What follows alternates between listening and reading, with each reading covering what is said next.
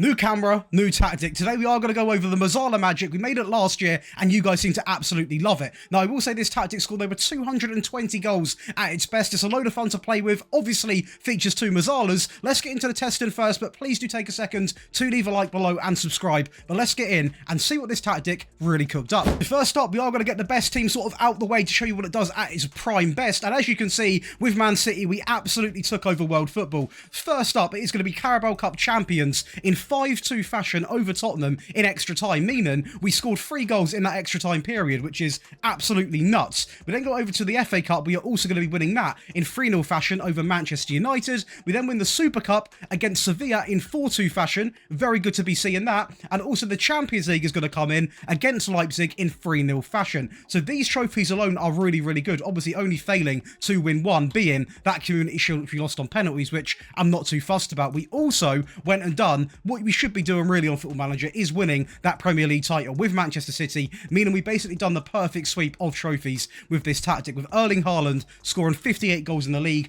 picking up the highest average rating, closely followed behind with Phil Foden. When it comes to assists, we've got 30 for Phil Foden, 20 for Phil Foden, not 30, 19 for Jack Grealish, and also coming in Kevin De Bruyne with 15. So it is a real nice thing to see. We've got loads of players in the most assists, we've got the top goal scorer, and clearly we've got players performing to a very high level as well. Stat-wise, of course, we are going to look, it's going to be most points per game, most goals at 126, the most shots at 846, the fewest shots against at 164. The great thing about this tactic also is you are going to have decent numbers of possession. We actually out-possession everyone, if that's even a word, in the Premier League over Liverpool, Chelsea, United and Villa. Some real good teams in there, and we've come out on top of that, and also having the most shots. So we're not just playing it about for possession and not doing anything with it. Also having the most clean sheets and, of course, the fewest conceded. So really, everything going in our favour. Now, data hub-wise, we are going to look at it's going to be 3.32 goals per game, 0.63 conceded, so not too bad there either. Over 22 shots every single match, an 89% pass completion, and a fantastic tackle win ratio. We are literally doing everything to such a high level. No wonder why we took over. We're going to watch the derby final being in that FA Cup against Manchester United, where we got off to a flyer of a start here. Inside of 27 minutes, I mean, it's awful at the back from Martinez, and Onana is in no man's land. We'll take that goal any day of the week. We then have a throw in. It's going to go from Guardiol into Foden, drives it across, and that is a rocket of a finish from Haaland eventually when it finally gets to him. Guardiol on the left-hand side again now into Foden, cutting inside, getting past Casemiro, and there's nothing they can do. Up next, not a mid-table team, but a team sort of in the field, a mix of teams who can win this league. That is going to be the Portuguese Premier League, where, as you can see, we did come out on top with Sporting, but there are good teams in this league, like Porto, like Benfica, sometimes even Braga come up and cause an issue on this game. We also win the Portuguese Cup in 8-0 fashion, which is, let's just say, quite comfortable, and also that Portuguese League Cup, we are going to win against Benfica in quite dominant fashion as well, with a 3-goal advantage, winning the game 4-1. But this Portuguese Premier League is the real talking point, as we only lose one game. We win 32, draw the other, and that one loss is against BVT, obviously away, or actually at home, which is a little bit annoying, but at the end of the day, it basically is a perfect season. I'm not going to complain. The man on the thumbnail, Victor Gorkes, comes in with 36 goals. Leave a comment right now where you think he's going to be going to. Definitely the Premier League, well, hopefully the Premier League. I'd like to see if he can hack it in there. In terms of the average rating, Edwards and Guardiol. Gorkes picks up second and third. Morita picks up the most assists, coming in with 17.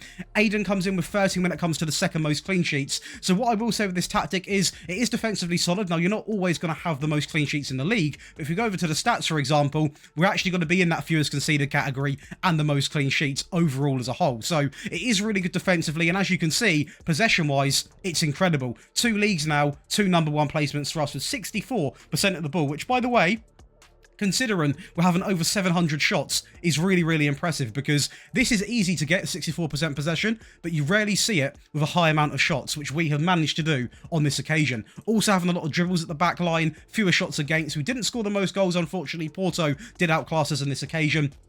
Only by 7 goals though, and clearly that meant absolutely nothing, because look who won the league so convincingly as well. But the data hub we are going to look at is going to be 2.74 goals per game, only 0.68 conceded, just over 20 shots, or basically quite under 21. 20.74 is quite high up in the 20s.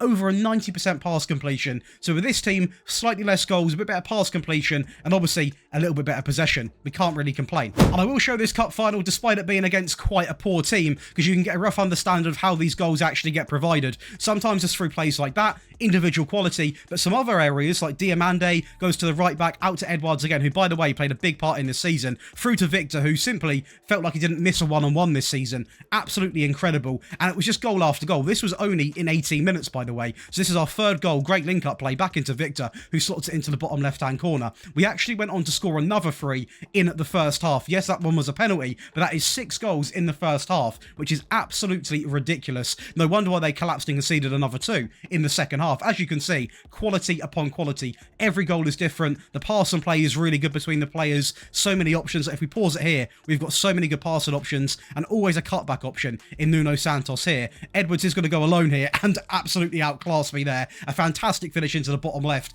All done within 36 minutes, by the way. We actually had Victor off the field now, but still, Edwards replaced him, goes alone into the bottom right-hand corner to make it 7, and time for one more in the 87th minute. Trincao comes in on the right-hand side, got to square it in the middle, into Victor, who's back on the field. Despite an injury, he scores. And lastly, not the best of the best seasons, but I thought, you know what, we'll take this tactic with a team which does struggle a lot in Football Manager, predicted to finish all the way down in 12th. That is going to be Lorient. Now, we come out and we actually get them European football, which I will take any day of the week, because I was expecting to finish, to be honest, just out of it, sort of where Lille or Rennes or Lyon finished. That would have been an overachievement in itself, but to get obviously in that top 5 is a real good accomplishment. The French Cup wasn't really too much to talk about, and to be honest, well, to be fair, third top goal scorer, we're going to take that any day of the week. I can't imagine we're going to feature too much when it comes to the stat lines. We're going to be 5th favourite in quite a fair few of them, I would imagine, 6th favourite, etc, etc, as you can see right now. Quite a consistent placing. Clean sheets though, 3rd place, which is quite good, outclassing Marseille, Lens, Toulouse, Lille, Nice, for example. Some really good teams there. So overall, I am happy with how we've done. Not the most standout season in terms of the stats, don't get it twisted, but to be fair, it gets the job done even with a very low level team. Conceding under a goal a game, scoring over that goal, which means you are going to be 90% of the time either getting a point or scraping some form of short form win. Now, you are going to lose games like that, I will say, as we did, as you can see by the results, but if you're actually going into your games with all 3 of these variants, you can obviously dictate those results more, make the changes, and potentially do a lot better than what I did in simming it with one simple tactic. Now, what I will say is the pass completion didn't drop, so that's really good to see. We maintained a decent amount of shots, a good tackle win ratio. I'm going to go through the schedule, see if I can pick out a result where maybe we played a top team, and even if we lost, I'll show you. It's only sort of let me select a game from the last 10 games, and the only real top team in those games is going to be against Marseille, where we come out at home and beat them 1-0. Nothing too much to talk about, to be honest, but we get the job done, and it just proves we can do it against a decent team in that league, and to be fair, it's a great job. So now over to your favourite part of the video. That is, of course, going to be the tactic breakdown. If you are enjoying yourselves today, be sure to leave a like and subscribe to the channel, and I will want to say, if you do want to come and join the other 3,500 people, you can do so by joining that Patreon page. You get access to all 3 of these tactics. You get the console tactic and the mobile tactic, which is going to be made for this as well as a Patreon exclusive. You get tactics made for you, get tactical help, you get the rebuild files, you get priority and requests, and also you get access to those giveaways, which at the moment is quite the big one. So you can come over and check that out in the description, but let's go over and talk through the Mezzala Magic tactics. So we are going to kick things off with a sweeper keeper, who is going to come simply on the default. Doesn't play the biggest role in this team. I don't really want him doing anything too crazy, so he's simply going to be doing his job in goal. The wing back on the right is going to be set to support, on run wide, and also stay wider. That's going to be the same for the right back, and also exactly the same for the left back as well. What's really good about this is they've got a sort of bit of an overload on each side of the field, as they are going to be in a similar position to the wingers. It's very easy to maintain the ball. We saw it a little bit in that 8-0 win there, which we saw a lot of actually down that right hand side with Edwards. Now, 2 ball playing defenders are both going to be set to the default, because I didn't really feel the need for him to get on dribble more in the default variant, because we've actually got quite an attacking system.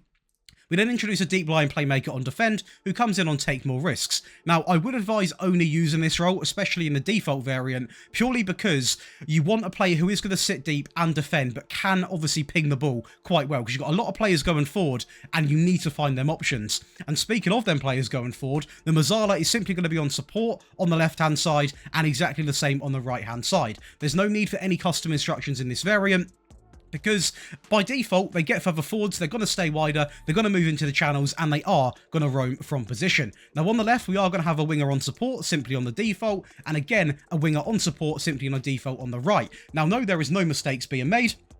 Simply, it works, and if something works, I'm not going to faff about, have loads of instructions for no reason. It worked in the game, and honestly, you want to give it a go. What I will say is, however, if you have got wingers who have got really good shooting, for example, you could potentially have them as inverted wingers, have them coming in, shoot them more often, having shots at the goal. There is no harm in doing that whatsoever. And lastly, the advanced forward is simply going to be on attack. All based off a custom tiki-taka on the positive mentality. We are going to go down to fairly narrow. We're going to focus through the middle. We are going to play out from the back. We're going to go down to shorter when it comes to the directness. The tempo is going to be whacked up to higher, a very aggressive tactic this. Low crosses, of course, is going to be the choice, and we are going to be more expressive. We are not going to run at defence today because it is quite a good tiki-taka tactic, and as we saw, it maintains very good levels of the ball. Transition, we're going to go with counter press, distribute quickly, play into anyone across the back line while taking short goal kicks. And lastly, we are going to deploy the high pressing line of engagement. We are not going to go with a high line on this occasion. It actually worked really nice with a standard line, so we're going to roll that out. We are going to max this out, and we are going to prevent short goalkeeper distribution because we have got 3 players up there at the end of the day who can get the job done. The winger on the left and the right and the advanced forward will be pressing, and the Mezzala will as well. Now let's go to the attacking variant. The attacking variant, of course, is going to look similar, but there are some key changes, so be sure to stick around or obviously go to the Patreon and you can download all 3 of them and simply load them in as I've done at the top here. But the sweeper keeper is going to be simply on the default. The wing back on the right and on the left, is going to be exactly the same. I'm not going to waste your time. The back line actually does remain unchanged because we've done all of the changes sort of going up the field because it has more of an impact. The deep line playmaker, for example, is now not going to be on defend. He's simply going to be on support. The Mezzala on the right and on the left are both going to be on attack, both on dribble more. Just adding them on attack obviously gives them more instructions, and having dribble more on means they're really going to be heavily involved in this play. Yes, you're going to be more vulnerable in midfield, but if you are trying to chase a game, chase a goal, get a goal back, whatever this example is, you need to get a goal basically, you need to take more risks, and that is exactly what this tactic will do for you. The winger on the left is going to be set to run wide, and exactly the same on the right hand side, and the advanced forward is going to be left to the default. So the real big change mainly is these 2 Mezzalas. Quite convenient considering the tactic is literally about a Mezzala. Just getting them on dribble more, a bit more attacking makes all the difference. So again, custom tiki-taka, this time it is going to be set to attacking. We are of course going to still be on fairly narrow.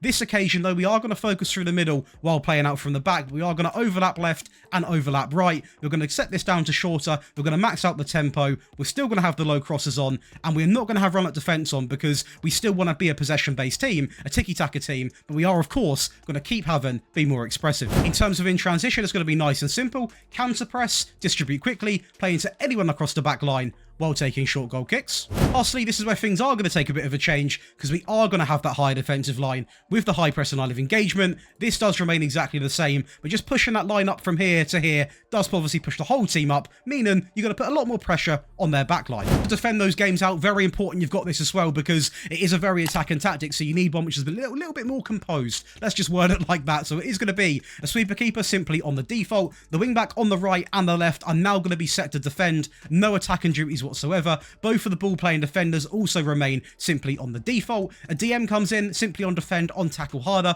We're not as fussed about getting the ball moving as direct now. We are much more shorter base passing. I'm not worried about the deep line playmaker sitting deep, pinging balls over the top or side to side. Keep it short, maintain the ball, which is why both of the Mezzalas, or the one on the left, is going to be set to support on pass at shorter and dribble less, and on the right is going to be set to pass at shorter, not on dribble less. I still want one of them with the license to roam and, you know, get in and out, or like sort of in the pockets, go forward, for example. But it's very important we sort of slow the pace down when it comes to the passing, because although it's not a direct route one tactic, obviously in the previous 2 variants, that deep line playmaker does push it quite far up. So just having these set to shorter, we'll have a lovely little triangle here where you're going to dominate the ball. The inside forward on the right and the left have come in instead of wingers, purely because they will come inside to sort of this area here.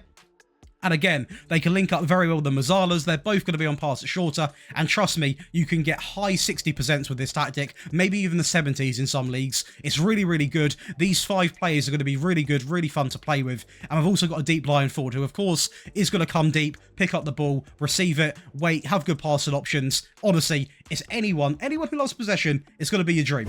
So again, custom tiki-taka, still on the positive mentality. We are going to go down to fairly narrow. We're not going to overlap on this occasion. We're simply going to focus through through the middle and play out from the back. We are, of course, going to go down to much shorter now. We're going to have dribble less on, and we are going to have low crosses, and we are going to leave the tempo to slightly lower. Now, this means this is really going to be possession focused. So, yes, you're not going to score as many goals, but possession-wise, you're going to plummet through the roof of it, and it's going to be very frustrating to play against. The teams will end up pressing against you, and as long as you can play out of the press, which with a system like this, you definitely can, you actually find yourself getting quite a fair good counter-attacking chances, which you can't complain at. In transition, a little bit different. We are still going to counter-press. We're going to hold the shape when we have got the ball, though, and we're going to place anyone across the back line while taking short goal kicks. Now, I know I just said about you get some counter-attacks. Don't worry, just because you've got hold shape on, that doesn't eliminate what I've just said. What I meant by that is because they're going to be so attacking, they're going to commit so many players forward. If you can play out of that press after you win the ball back, you're going to have no one against you to defend, so you're naturally going to counter-attack without even having that instruction on.